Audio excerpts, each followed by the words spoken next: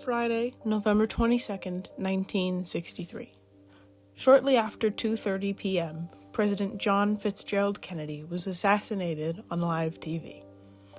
Today, I spoke with my grandmother, Susan Tregwan, about her recollection of this event.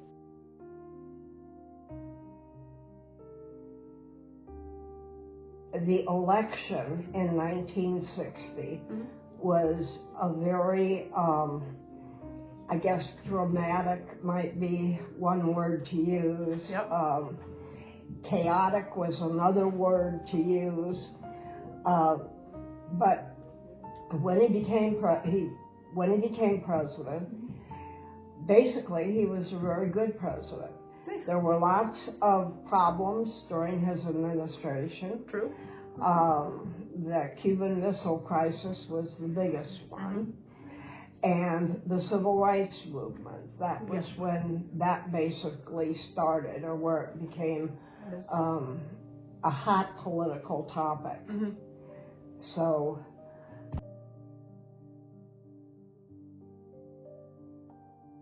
there were no public address systems in schools at that time. There were obviously no cell phones, no individual phones.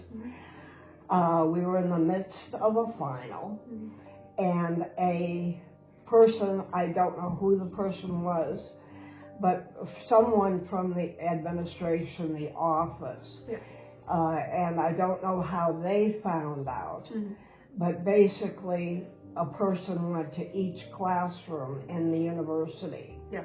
And they came in and they told the teacher and the class at the same time. And that was how we found out.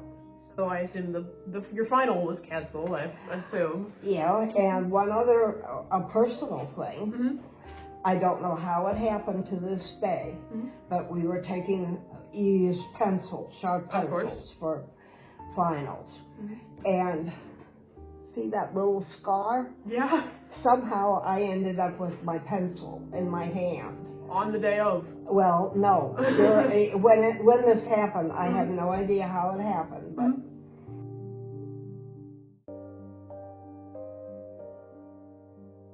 What do you remember, thinking, after you found out? You're, happy your final was canceled? Shocked? No. Of course, yes. No. Shock.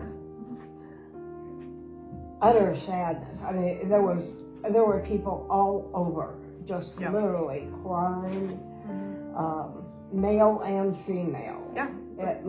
Obviously more girls than the guys, but it was shock more than anything else. How could this possibly happen? Yeah. Then, the final was canceled. We were all sent home, which in my case meant back to a sorority house, and we had a teeny tiny little television, and of course everyone came back, and we were all in the room literally around this teeny tiny little television set for hours and hours and hours on end. Just watching everything. The shot was seen live on television. Oh, okay. You saw that. Yes. And then the motorcade. Jackie tried to climb over the back of the limousine. That was kind of an iconic shot too. Jackie Kennedy. John Connolly, the governor of Texas, was in the front seat with his wife. And he was also injured. Yeah. But the Secret Service were all over the back of the limousine, and it sped off to Parkland Hospital. Yep. It happened earlier in the afternoon. I don't remember the time when we found out, but it was within an hour. Yeah. And everyone was in front of the television set. The largest percentage were watching Walter Cronkite on CBS News. Yeah. Because he was the one that, is that you'll see a lot of broadcasts. Of that broadcast, yeah. Anyway. Do you remember what that broadcast looked like? You said it was on Walter Cronkite. I think I'm pronouncing that right. Did he say anything that you remember? Or, what? Just I assume it was very somber. But what did very somber. He didn't break down, but he was near. Yeah. And we didn't have. I mean, television was not all over instant like it is now. But they were playing and replaying and replaying. And this seemingly endless replay would continue to develop as more and more information was filed and reported in about the possible killer. But they delved into Oswald's background a lot. Like on the news? On the news, some of which was correct and some of which was not correct. Yes. But it was, there's never been anything like that I can. Yeah.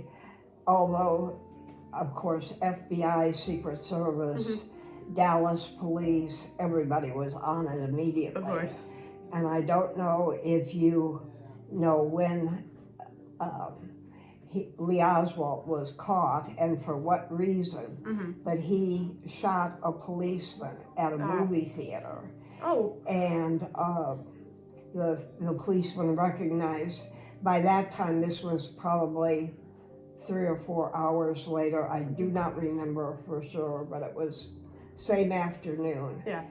And he was hiding out in a movie theater, and the policeman saw him.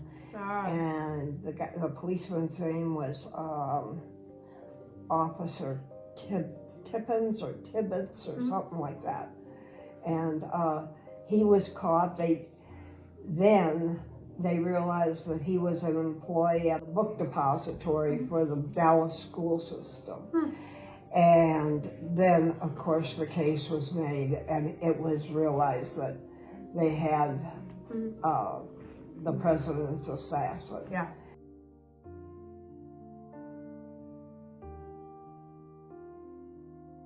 And the police building was not any, I mean, like now, there's no way that you would have the crowds of people that were in the police building. Like press and just not angry just people. just people. Just people. People and lots of press, lots of police, but it was chaotic. Yeah.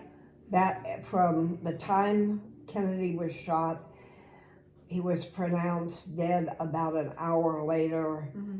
They took his body immediately to Air Force One. Yep. And Johnson was sworn in as president on Air Force One. Yep. All of that was going on at the same time that Oswald was arrested, and all this chaos at the police station.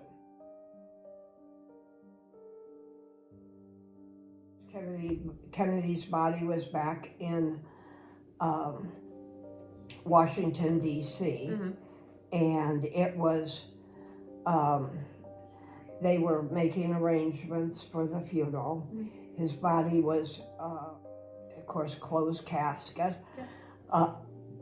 And it was at the White House at first, and then was moved to the rotunda in the Capitol building.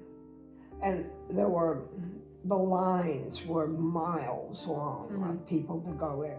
And anyway, the funeral was on television on Monday morning. And then, of course, he was buried in Arlington. Yep. All right. How do you remember, the country around you and, the people around you, seeing this change? Was there anything, big that happened, immediate change? I know, No. Of course, Lyndon B. Johnson became the president.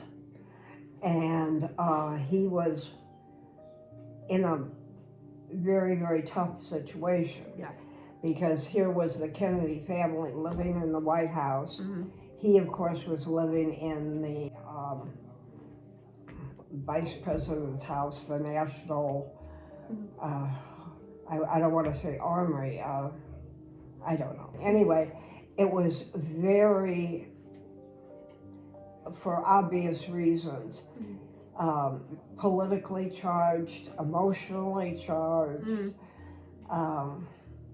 to get the family out of the White House and the Johnsons into the White House. Of course. People were not real thrilled with LBJ. Yeah. At that time, because he had been killed in Dallas. LBJ lived in Texas. Yeah. I assume some of the conspiracy theories out there are just like, I wonder. Yeah, it was a very, very difficult time, I don't think. And then, of course, with Ruby killing Oswald, I don't think anybody was happy with that, or maybe a few people. But someone was. But that, because he was killed, the answers as to why and exactly how and all that never really came out. Wrong place, wrong time. Stuff like that happens. No, he was there deliberately. Well, he was there at the right place, the right time. Yeah. But for the rest of us. Yeah. On November 22nd, 1963, shortly after 12:30 p.m., America saw a beloved president get assassinated live on television. In a series of events that no one will soon forget, America was changed forever.